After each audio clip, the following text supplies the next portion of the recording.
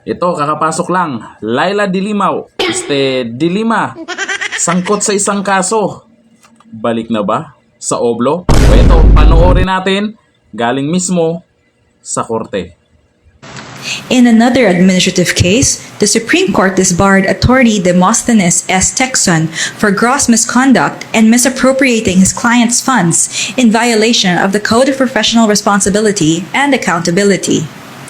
Attorney Texon had received from his client 134 million pesos in just compensation for an expropriation case, but only remitted 53 million pesos, keeping the rest as his attorney's fees and for the alleged senatorial campaign of former Justice Secretary Laila De Lima.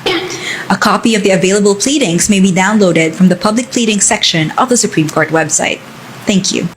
Tagam, mukhang nakakarma na kayo sa mga Duterte ah. Yung reaksyon ni Dilima dyan, malamang kinakabahan. Tumakbo pa namang senador yan. Ang tanong, mananalo pa ba yan?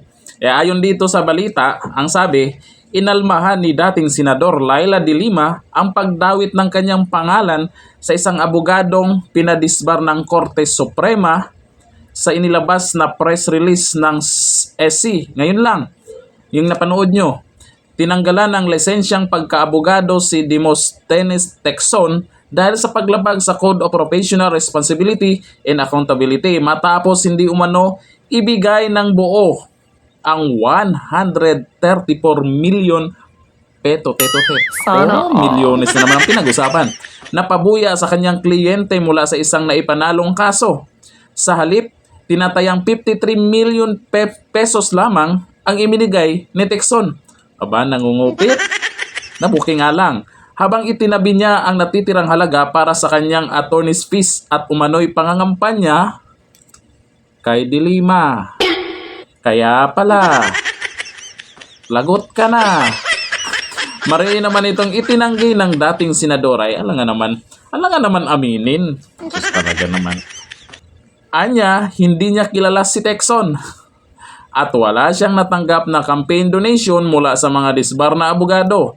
Hiniling din ni Dilima sa Supreme Court na huwag na siyang idamay sa kaso ni Texon.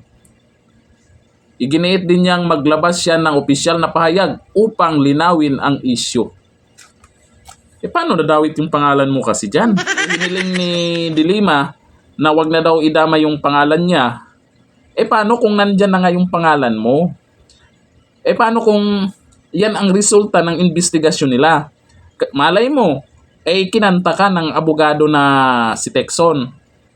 Hindi naman magagawa-gawa yung Supreme Court nang hindi galing sa resulta ng kaso na yan.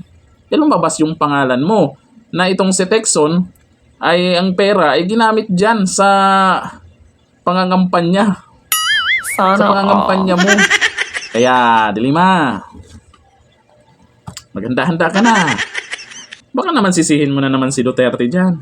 Baka Duterte na naman ang sisihin dyan. Na, Dilima, karma.